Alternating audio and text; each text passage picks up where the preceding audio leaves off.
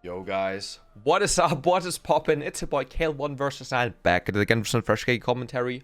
Almost. Today is a little summary video I wanted to do.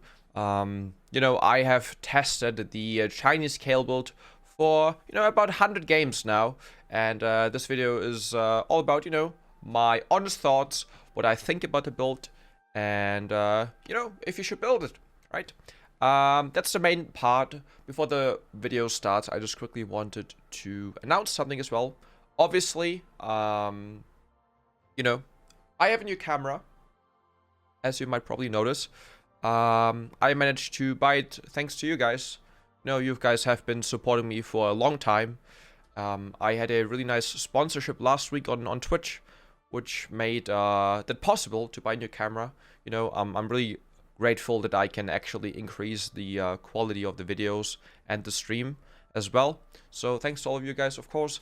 And since I've reached 30,000 subscribers on YouTube 2 weeks ago, I also said that I wanted to give away 3 Kayle skins.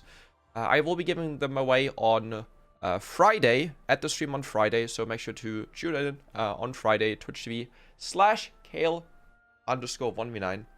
And yeah, I will pick 3 lucky winners there. Make sure to be there. And yeah, that's all I wanted to say. Thanks to you guys. And I would say now let's get right into the video. Enjoy it. Make sure to leave a like. And obviously subscribe if you haven't already. I would really appreciate that. It would help me out a lot. And yeah, let's get right into the video. So I've been, using the build for pretty much, yeah, I'd say 100 games. I'm not exactly sure how many games. But it's been plenty of games, and I think I've noticed a really interesting pattern. So I would say let's quickly start with like runes and items, and of course summoner spells as well. I think I've been running Ignite every single game except for maybe 1 game or 2. I think Ignite is just by far the best combat summoner spell, obviously. I think I went TP 1 game in mid lane against a mage, so I don't think really that counts. But overall, I can say, guys, I think Ignite is just better than TP, and definitely in top lane. It sounds weird at first, right? I think the only disadvantage you have when not going TP is that you are kind of it can be quite hard sometimes split pushing, right? Because, especially in late game when you like split push, or like even in mid game, right? And you just gotta be at like Baron fight or whatever, and you can't be there, right? Because you need to like split push. It can be like quite difficult, but honestly, I haven't really seen much of like big impact since I haven't taken TP in a while.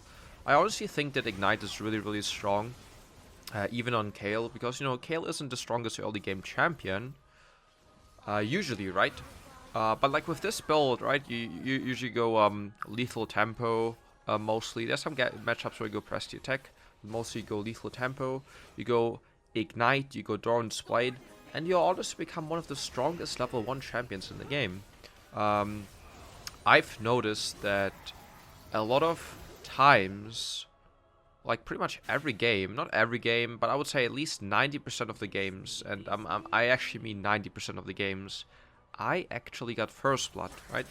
Now I'm in like 200 LP Masters, right? I played on my Decade account, and I've played every single game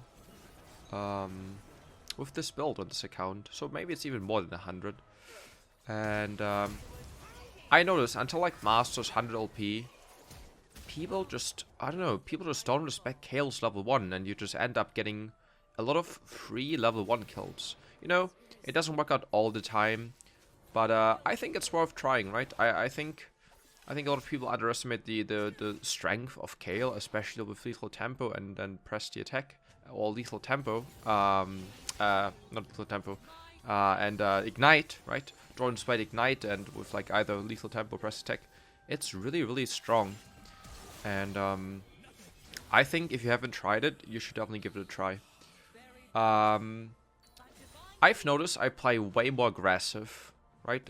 It's like good and bad because, you know, I like limit testing a lot, and I feel like this build gives me the opportunity to limit test.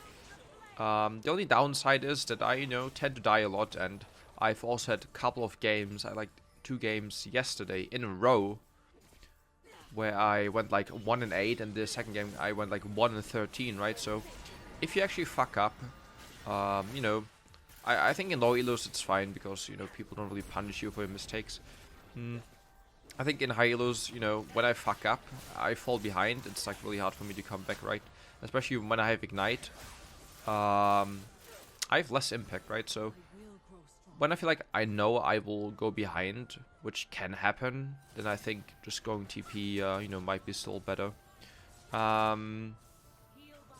So for the build, I've talked about it. I start with Doran's Blade. I usually almost always rush Berserker Greaves, give a lot of attack speed. I then usually just go Kraken Slayer. If I play into an AP matchup, I go Wit's End into Kraken Slayer. In any other matchup, I go Kraken Slayer into Wit's End. And then the third item is Sharilda's Grudge. For the fourth and fifth item, if we, with boots for the fifth and sixth item, I found that Bloodthirster and like Infinity Edge work really, really well, right? You get your 60% crit, you get plenty of lifesteal. I've talked about this in my last video. I think the only downside of this build is that you don't really get any lifesteal at all, right? Because like I think the OG build is for 5th and 6th item like Edge of Night and like GA, right? And I've actually built Edge of Night quite a lot as well. I think Edge of Night is actually quite a good item on Kayle, right? It's like Banshees. You get the shield just with an 80 version. You get a bit of armor penetration, and people also ask me, Lucas, like, why is it good? Why should it be good? Like, armor penetration, Kayle deals mostly magic damage. And yes, of course she deals magic damage. But if you go for an 80 build, you obviously also deal 80 damage, right? So, and since Kayle's Q penetrates both armor and magic resist, it's just nice having even more armor pen, which means your auto attacks, your Q, your ult, they will deal even more damage. So obviously magic penetration is better because Kayle mostly deals magic damage, but armor penetration isn't bad by any means, or lethality, right? So yeah, these are like the builds I usually run. I also try like Zhonya's. I think Zhonya's works quite well, but I usually found myself to go for like more crit most of the times, or like going like even safer routes with GA and Zhonya's, or GA and Edge of Night. So I've said in my last video, I think this is the best build for Kayle, and I think I might have to draw back a bit. I think this build is extremely strong, and I still think this is the best build for early game Kayle. The reason why is obviously because AD Kayle, or like AD in general, just scales faster than AP Kayle. You get more value, you get more damage early on, and which kind of led into getting more kills and snowballing more often. That's at least what I found out, that I tend to snowball more often with this build. In the games where I actually went for AP Kayle, I kind of just, I felt really weak until I had like 3 items. And this is where I come to my statement from last video, saying that this build is the best Kayle build. I think, or after like testing a while, I think that AP Kayle overall is still better if you get to like 4 or 5 items, right? I think like 2 item power spike, 1 item power spike with this build is, there's nothing better, honestly. I think the 1 and 2 item power spikes on this build are just extremely crazy, right? But I think if you actually get to full game, right, full build, late game, AP Kayle is just better, right? You get a lot of AP, your E deals a big amount of damage, and yeah, it's just stronger, right? It doesn't fall off the build, like maybe a little bit, right? But I think AP Kayle just scales even harder. Now the question is, right? The question you should ask yourself is it worth for me to invest into an early game build and like hope I don't get to late game and then I fall off a bit. We've looked at my games and you can obviously see in the background, right, some gameplay of a few games I've had yesterday actually. And yeah, you can see like I get first blood every game basically, right? And then I can snowball quite hard. The question you have to ask yourself, is it worth? You can only answer yourself that question. I think this game is worth. This item build is worth. I think I get full build 1 out of like 10, 15 games maybe, right? So for me it's worth, and I will be still using the build for top lane Kayle. For mid lane Kayle, however, I've played this build like once or twice in mid lane. I honestly think AP Kayle is better in mid lane.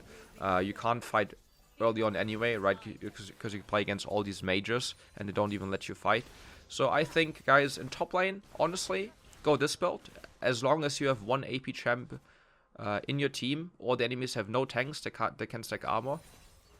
And if you're mid lane, honestly, just go AP. I think it's better. Yeah, so this is my summary. Will I go for this build more often? Yes, I will.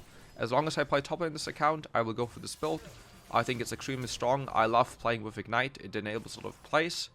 But I obviously will not only go for this build. Yeah, let me know what you guys think about the build. If you've tried it, if you had success, if it didn't work out, what you like to build. Make sure to leave a like if you did enjoy the video. I hope to post a bit more stuff again. Make sure to check out my second channel, the full gameplay channel. There also just came a video up. And yeah, thanks for watching. Leave a like and subscribe if you haven't already. And I'll see you guys in the next one. As always, much love, guys. Thanks for the big support. You guys fucking rock. You guys are amazing. And I'll see you in the next one or in the streams. 3 PM today. Take care, guys. Much love.